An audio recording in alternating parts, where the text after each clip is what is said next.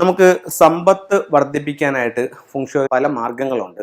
അതിൽ നമുക്ക് പ്രധാനമായിട്ടുള്ളൊരു പ്ലാന്റ് എന്ന് പറയുന്നത് ലക്കി ബാമ്പു ആണ്. ഇപ്പം നമുക്ക് സമ്പത്ത് വർദ്ധിക്കാനായിട്ട് ഗ്രീൻ പിന്നെ ഒരു ജേഡിൻ്റെ പ്ലാന്റ് ഉണ്ട്. അത് കഴിഞ്ഞിട്ട് മണി പ്ലാന്റ് ഉണ്ട്. അപ്പോൾ ഇതെല്ലാം നമുക്ക് സമ്പത്ത് വർദ്ധിപ്പിക്കാനായിട്ട് ഉപയോഗിക്കുന്നുണ്ട്. എന്നിരുന്നാൽ തന്നെയും ഫുങ്ഷോയിൽ ഏറ്റവും കൂടുതൽ പ്രാധാന്യം കൊടുക്കുന്നത് ലക്കി ബാമ്പു തന്നെയാണ്. അപ്പോൾ ഇതിൽ മണി പ്ലാന്റിൻ്റെ ഒരു പിന്നെ ചില മാസ്റ്റേഴ്സിൻ്റെ ഇടയിൽ മണി പ്ലാന്റിനെ പറ്റി ഒരു നെഗറ്റീവായിട്ടുള്ള ഒരു അഭിപ്രായം ഉള്ളതെന്ന് പറഞ്ഞു കഴിഞ്ഞാൽ, മണി പ്ലാന്റ് നമുക്ക് അറിയാം, മണി പ്ലാന്റ് വളരുന്ന പറഞ്ഞാൽ വള്ളി കയറിയാണ് വളരുന്നത്. അപ്പോൾ മണി പ്ലാന്റ് വളരണമെന്നുണ്ടെങ്കിൽ ഒന്നുകിൽ നമ്മളൊരു കമ്പ് വെച്ച് സപ്പോർട്ട് ചെയ്യണം. അപ്പോൾ ആ കമ്പിലേക്ക് ഈ മണി പ്ലാന്റ് പടർന്ന് കയറും. അതല്ല എന്നുണ്ടെങ്കിൽ നമ്മൾ എന്താ ചെയ്യേണ്ടത്, പിന്നെ ഒരു കയറോ അല്ലെങ്കിൽ ഒരു വള്ളിയോ കെട്ടിക്കൊടുക്കണം. അപ്പോൾ അങ്ങനെയാണെങ്കിലും അതിൽ പടർന്നത് കയറും. അപ്പോൾ എന്താ ഇതിൽ ഇവിടെ സംഭവിക്കുന്നതെന്ന് വെച്ച് കഴിഞ്ഞാൽ, ഒരു സപ്പോർട്ടിങ് ഉണ്ടെങ്കിൽ മാത്രമേ വളരാൻ ഈ പ്ലാന്റിന് സാധിക്കുന്നുള്ളൂ എന്നുള്ളതാണ്. അതേസമയം ലക്കി ബാമ്പു ആണെങ്കിൽ അല്ലാതെ തന്നെ ഇത് വളരും. അപ്പം അതുകൊണ്ട് അപ്പം ഇതൊരു സപ്പോർട്ടിങ്ങോട് കൂടി വളരുന്ന ചെടി ആയതുകൊണ്ട് നമ്മൾ അഭിവൃദ്ധിപ്പെടാൻ അല്ലെങ്കിൽ നമുക്ക് സാമ്പത്തികമായിട്ട് നേട്ടങ്ങൾ കിട്ടാനായിട്ട് എപ്പോഴും നമ്മൾ ലോണുകളെ ആശ്രയിക്കേണ്ടി വരുമെന്ന് ഫുങ്ഷോയിൽ പറയുന്നുണ്ട്. ചില മാസ്റ്റേഴ്സ് മണി പ്ലാന്റ് പറയുന്നുണ്ട്, ചില മാസ്റ്റേഴ്സ് മണി പ്ലാന്റ് വെച്ചാൽ ഇത്തരത്തിലുള്ള ഒരു ബുദ്ധിമുട്ടിനുള്ള സാധ്യത കൂടി പറയുന്നുണ്ട്. അപ്പം മണി പ്ലാന്റിന് രണ്ട് കാര്യങ്ങളുണ്ടെന്ന് നിങ്ങൾ മനസ്സിലാക്കുക. അപ്പോൾ ഇത്തരത്തിലുള്ള കാര്യമാണ്. ചിലർ ഈ മണി പ്ലാന്റിന്റെ വള്ളി വരുന്നത് ഇപ്പോൾ ഒരു ചെറിയ ഇതിനകത്ത് ചട്ടിച്ചേരകത്ത് വെച്ചിട്ട് ഈ വള്ളി വരുന്ന അപ്പോഴപ്പോഴും അവർ കട്ട് ചെയ്ത് മാറ്റുമ്പോൾ വള്ളിയില്ല. അപ്പം അത് മാത്രം തന്നെ ഇങ്ങനെ പുഷ്ടിച്ച് നിൽക്കുന്നതായിട്ടും കാണുന്നുണ്ട്. അപ്പോൾ നമ്മൾ കൂടുതലായിട്ടും പറയുന്നത് ലക്കി ബാമ്പു വയ്ക്കാനാണ് പറയുന്നത്. അപ്പോൾ ഈ ലക്കി ബാമ്പുവിൻ്റെ സ്ഥാനം ഒരു വലിയ പ്രാധാന്യമാണ്. എന്ന് വെച്ച് കഴിഞ്ഞാൽ നമ്മൾ ഒരു 5 എലമെന്റ് പഞ്ചഭൂതങ്ങൾ എന്ന് പറയുന്ന ഒരു 5 എലമെന്റ്സിന്റെ തിയറി ഫംഗ്ഷനിക്കകത്തോണ്ട് ഈ 5 എലമെന്റ്സിനെ ബേസ് ചെയ്തിട്ടാണ് ഇത് നിൽക്കുന്നത്. നമുക്കിതെന്ന് പറഞ്ഞു കഴിഞ്ഞാൽ 1 എർത്ത്,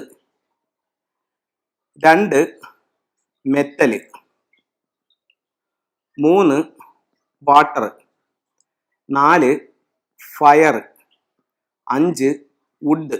ഇങ്ങനെയാണ് 5 എലമെന്റ്സ്. ഈ 5 എലമെന്റ്സ് എന്ന് പറയുന്നത് earth, metal, water, fire, wood, ഇങ്ങനെയാണ് 5 എലമെന്റ്സ്. അപ്പോൾ ഈ ഒരു 5 എലമെന്റ്സിന്റെ സൈക്കിളിലാണ് നമ്മൾ ഈ ഫെങ്ഷുയുടെ എല്ലാ കാര്യങ്ങളും ചെയ്യുന്നത്.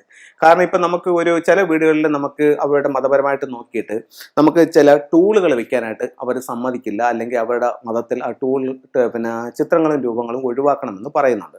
അപ്പോൾ അങ്ങനെയുള്ള വീട്ടിൽ നമുക്ക് ഫെങ്ഷു ചെയ്യാൻ പറ്റും. എങ്ങനെ ചെയ്യാൻ പറ്റും? ഈ 5 എലമെന്റ്സിനെ ബേസ് ചെയ്തിട്ട് ചെയ്യാൻ പറ്റും.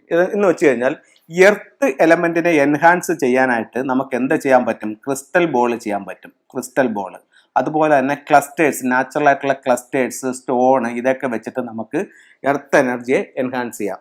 മെറ്റൽ എനർജി നമുക്ക് എങ്ങനെ എൻഹാൻസ് ചെയ്യാം? 6 റോഡ് വിൻ ചെയിൻ ഉപയോഗിക്കാം. അതല്ലെങ്കിൽ നമുക്ക് എന്താ പറയുന്നത്, ബ്രാസ് ഐറ്റംസ് വയ്ക്കാം. അതല്ലെങ്കിൽ നമുക്ക് ചെയ്യാൻ പറ്റുന്ന മറ്റൊരു കാര്യം എന്ന് പറയുന്നത് പെൻഡുലം ക്ലോക്ക് വയ്ക്കാം. ഇതെല്ലാം മെറ്റൽ എനർജിയിൽ പെടും. പെൻഡുലം ക്ലോക്ക് ഇതെല്ലാം മെറ്റൽ എനർജിയിൽ പെടും. അടുത്തൊരു എലമെന്റ് എന്ന് പറയുന്നത് എന്ത് എലമെന്റ് ആണ്? വാട്ടർ എലമെന്റ് ആണ്. വാട്ടർ എലമെന്റ് എൻഹാൻസ് ചെയ്യാനായിട്ട് നമുക്ക് എന്ത് ചെയ്യാം? അക്വേറിയം വെക്കാം. അത് കഴിഞ്ഞിട്ട് ഫൗണ്ടൻ വെക്കാം.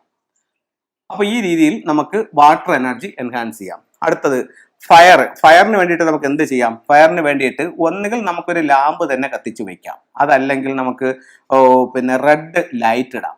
ഇതെല്ലാം ഫയർ എനർജി പ്രൊഡ്യൂസ് ചെയ്യും. അതുപോലെ തന്നെ റെഡ് കളർ മാറ്റ്, അങ്ങനെയുള്ള സാധനങ്ങളെല്ലാം ഈ ഫയർ എനർജി പ്രൊഡ്യൂസ് ചെയ്യും. അപ്പോൾ അത് ഉപയോഗിച്ചുകൊണ്ടും നമുക്ക് ഇതിനെ കറക്റ്റ് ചെയ്യാനായിട്ട് സാധിക്കും. അടുത്തത് എലമെന്റ് എന്ന് പറയുന്നത് വുഡ് എലമെന്റ് ആണ്. അപ്പോൾ വുഡ് എലമെന്റിലാണ് നമുക്ക് ഈ പ്ലാന്റ് വരുന്നത്. പ്ലാന്റ് ഉപയോഗിച്ചുകൊണ്ട് നമുക്ക് വുഡ് എലമെന്റ് കാണിക്കാം. അപ്പം നമുക്ക് ഒരു വീട്ടിൽ ടൂൾസ് വെക്കാതെ ഈ 5 എലമെന്റ്സ് ഉപയോഗിച്ചുകൊണ്ട് ക്ലാസിക് ഫെങ്ഷു ഉപയോഗിച്ച് നമുക്ക് ഈ വീടിനെ എൻഹാൻസ് ചെയ്യാനായിട്ട് സാധിക്കും. ടൂൾസ് വെക്കണമെന്ന് നിർബന്ധമില്ല. ടൂൾസ് വെച്ചാൽ അതിൻ്റെ ഒരു അഡീഷണൽ റിസൾട്ട് നമുക്ക് കിട്ടും. അത് സത്യമായിട്ടുള്ള കാര്യമാണ്. പക്ഷേ അത് ടൂൾസ് ഇല്ലാതെ വേണമെങ്കിലും നമുക്ക് ഈ രീതിയിൽ വേണമെങ്കിലും ക്ലാസിക് ഫെങ്ഷു ഉപയോഗിച്ചുകൊണ്ട് നമുക്ക് ഈ വീടിനെ കറക്റ്റ് ചെയ്യാനായിട്ട് സാധിക്കും.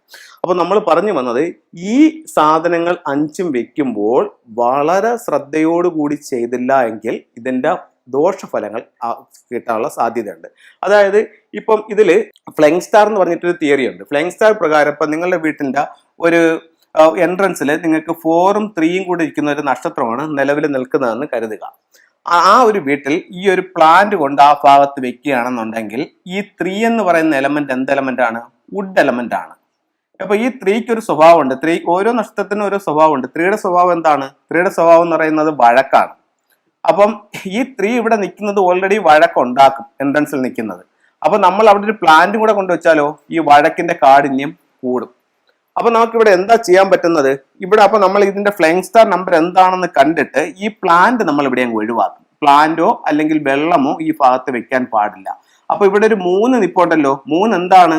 3 പിന്നെ വുഡാണ്. അപ്പൊ ആ വുഡിനെ ഇല്ലാതാക്കാനായിട്ട് നമ്മൾ എന്തോ ചെയ്യും? ഫയർ എനർജി കൊടുക്കും. അതിനെന്താ ചെയ്യുന്ന? ഒരു റെഡ് മാറ്റ് ഇട്ട് കൊടുക്കും, അല്ലെങ്കിൽ ഒരു റെഡ് ലൈറ്റ് ഇട്ട് കൊടുക്കും. അപ്പോൾ എപ്പോഴും നമ്മൾ ഈ പ്ലാന്റുകൾ വെക്കുമ്പോൾ ഫ്ലൈയിങ് സ്റ്റാർ നമ്പറിൽ എന്തെങ്കിലും ദോഷങ്ങളുണ്ടോ, അല്ലെങ്കിൽ ആനുവൽ സ്റ്റാർ എന്തെങ്കിലും മോശമായിട്ട് വന്നിട്ടുണ്ടോ എന്നുള്ളത് മനസ്സിലാക്കിയിട്ട് വേണം പ്ലാന്റ് വെക്കാൻ. ബേസിക് ആയിട്ട് പറയുകയാണെന്നുണ്ടെങ്കിൽ തെക്ക് കിഴക്ക് ഭാഗത്ത് പ്ലാന്റ് വെക്കുന്നത് വീട്ടിൽ സമ്പത്തുണ്ടാവാൻ നല്ലതാണ്. ഇപ്പൊ നമ്മൾ സമ്പത്തിനെ പറ്റിയാണ് സംസാരിച്ചുകൊണ്ടിരുന്നത്. സാമ്പത്തികമായിട്ട് അഭിവൃദ്ധി ഉണ്ടാവാനായിട്ട് നമുക്ക് എന്ത് ചെയ്യാമെന്ന് ചോദിച്ചു കഴിഞ്ഞാൽ, വീടിന്റെ സ്വീകരണ മുറിയുടെ തെക്ക് കിഴക്ക് ഭാഗത്ത് ഇത്തരത്തിലുള്ള ഒരു അരോന മത്സ്യത്തിന്റെ സ്റ്റാച്ചു വെക്കുന്നത് സാമ്പത്തിക അഭിവൃദ്ധിക്ക് വളരെ നല്ലൊരു ടൂളായിട്ട് ഫെങ്ഷുയിൽ കണക്കാക്കുന്നുണ്ട്. അതുപോലെ സാമ്പത്തിക അഭിവൃദ്ധി ഉണ്ടാവാൻ പറ്റിയ മറ്റൊരു ടൂൾ എന്ന് പറയുന്നത് ഇത്തരത്തിലുള്ള ഒരു ബുദ്ധയാണ്. അതായത് ചൈനീസ് കോയിനുകൾ നിരത്തി വെച്ചിട്ട് അതിന്റെ മുകളിൽ ഒരു ആമയുടെ തലയെന്ന് പറയുന്ന ഡ്രാഗന്റെ തലയാണ്. അതിന്റെ മുകളിൽ ലാഫിൻ ബുദ്ധ എല്ലാ സൗഭാഗ്യങ്ങളും കൂടി ഇരിക്കുന്നതായിട്ടുള്ള ഒരു സ്റ്റാച്ചു ആണ്. ഇത് സ്വീകരണ മുറിയുടെ തെക്ക് കിഴക്ക് ഭാഗത്തിരിക്കുന്നത് സാമ്പത്തികമായിട്ട് അഭിവൃദ്ധി ഉണ്ടാവാൻ നല്ലതാണ്. അതുപോലെ അവിടെ വെക്കാവുന്ന മറ്റ് 2 ടൂളുകളും കൂടെ ഞാൻ പരിചയപ്പെടുത്താം. ഒന്നെന്ന് പറയുന്നത് ഡബിൾ 8ന്റെ സിമ്പിളാണ്. നിങ്ങളുടെ സ്വീകരണ മുറിയുടെ തെക്ക് കിഴക്ക് ഭാഗത്ത് ഡബിൾ 8ന്റെ ഒരു സിമ്പിൾ വെക്കുന്നത് സാമ്പത്തികമായിട്ട് അഭിവൃദ്ധി പെടാൻ നല്ലതാണെന്ന് ഫെങ്ഷുയിൽ പറയുന്നുണ്ട്. അതുപോലെ അവിടെ വെക്കാവുന്ന മറ്റൊരു സിമ്പിൾ എന്ന് പറയുന്നത് ഒരു വെൽത്ത് ഷിപ്പാണ്. അപ്പം ഒത്തിരി സൗഭാഗ്യങ്ങളുമായിട്ട് സമ്പത്തിന്റെ ഒരു കപ്പൽ, ഇതാണ് അതിന്റെ ഫ്രണ്ട്. അപ്പം ഇത് നമ്മുടെ വീടിന്റെ ഉള്ളിലേക്ക് വരുന്ന രീതിയിൽ വെക്കണം. അപ്പോഴത്തേക്ക് നമുക്ക് കിഴക്ക് ഭാഗത്താണ് പിന്നെ നമ്മുടെ ഡോർ എന്നുണ്ടെങ്കിലോ ആ തെക്ക് വശത്തെ ഭിത്തിയിൽ വെക്കുകയാണെന്നുണ്ടെങ്കിൽ ഇത് പടിഞ്ഞാറോട്ട് നോക്കി വരുന്ന ഈ രീതിയിൽ ഇരിക്കും. അപ്പൊ ആ രീതിയിൽ വീട്ടിന്റെ ഉള്ളിലേക്ക് വരുന്ന രീതിയിൽ വെക്കണം. പുറത്തേക്ക് പോകുന്ന രീതിയിൽ വെക്കുന്നത് നമ്മുടെ സമ്പത്ത് നഷ്ടപ്പെട്ടു പോകാനുള്ള സാധ്യത അതുണ്ടാക്കും.